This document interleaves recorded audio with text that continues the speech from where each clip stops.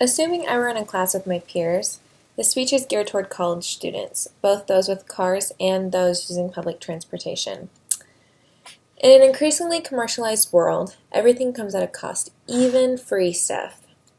Early this year, I registered my car for a 2015 sticker, and I'm planning to renew the registration for next year as soon as I can.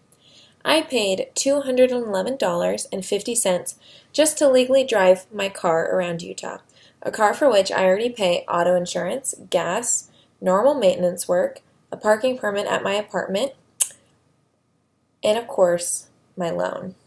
As it stands, I pay around $540 per month to use my car. This number is astronomical for a struggling college student who also pays for tuition, groceries, and rent. Every penny counts at this stage, so BYU started a free shuttle service called Ride to help struggling students get from their apartments to campus and back home. According to BYU's website, starting fall semester 2015, BYU will provide shuttle service to campus at no cost to students. This is not a good thing.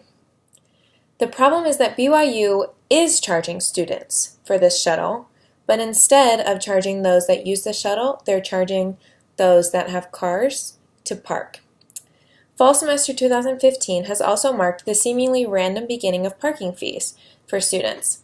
Lots which had been previously open to all students for free are now only accessible to those who pay a semester fee of $60, which is around $15 per month. There's no improvement of services or expansion of student parking. In fact, student parking has been diminished, as some student lots have been converted into guest and faculty parking, or just demolished for new buildings. Student parking has not been made safer, and there's no assumption of liability by BYU to cover incidents in student lots. So what are we receiving in return for our $60? What we weren't getting before? Nothing.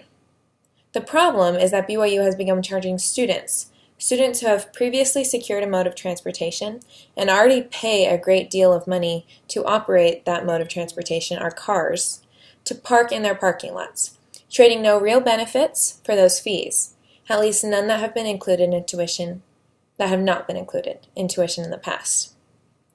These fees are instead being used to pay for the free shuttle that services areas around campus.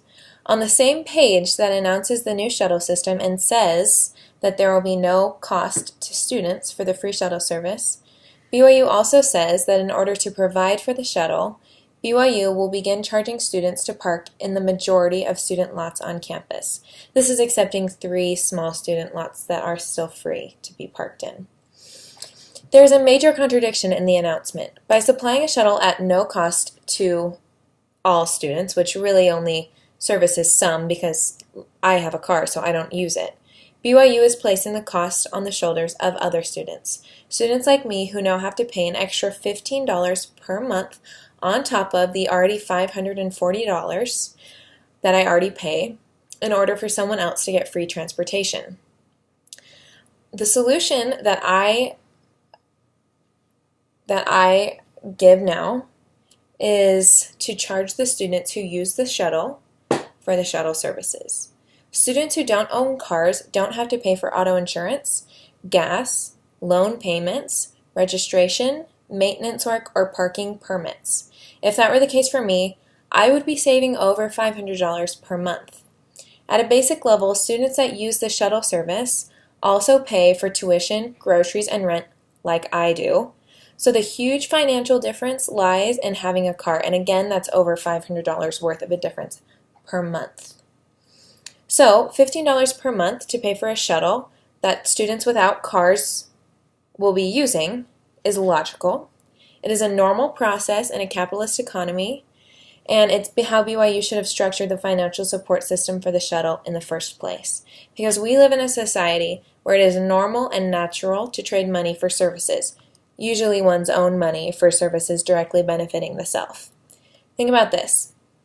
If a man wanted to use the front runner to get to Salt Lake City, would he expect his friend who is making the trip in her car to pay for his ticket? No, he wouldn't, because he is going to pay for the transportation himself. If he went to Taco Bell, would he expect his roommate, who bought and cooked food to eat at home, to pay for his Taco Bell? No, because Taco Bell is not a right, public transportation is not a right, and someone has to pay for it. So whomever wants Taco Bell or whomever wants to use the shuttle should have no problem paying for it, since they are the ones that are benefiting from it. And they are the ones that are creating the demand. Because like I said, I have a car, I don't need it. There's no demand on my part to use the shuttle. Having a car precludes my need for the shuttle, and BYU has done nothing to improve parking. So the $60 per semester that I am required to pay is unjustifiable. In conclusion, BYU started a new shuttle service that provides service to all students, while pushing the burden of paying for the shuttle on the shoulders of arguably the most financially challenged students at the school, students who, coincidentally, have no need for the shuttle. It is unfair to ask students with cars, students who already pay an exorbitant amount of money for their own transportation, to also fund the transportation of other students. A more sensible way of providing the shuttle service would be to ask the students who use it to pay for their own transportation. And these students also have less of a financial burden than I do and are more able to pay for the shuttle. So, in order to make BYU aware of the flaws in the system, students can email or call two places specifically: the BYU Parking Office or Student Movement, the organization that works with BYU to provide this student transportation. The contact information for these offices can be found easily with a Google search of their names, BYU Parking Office, Student Movement, or the keywords BYU Free Shuttle. Thank you.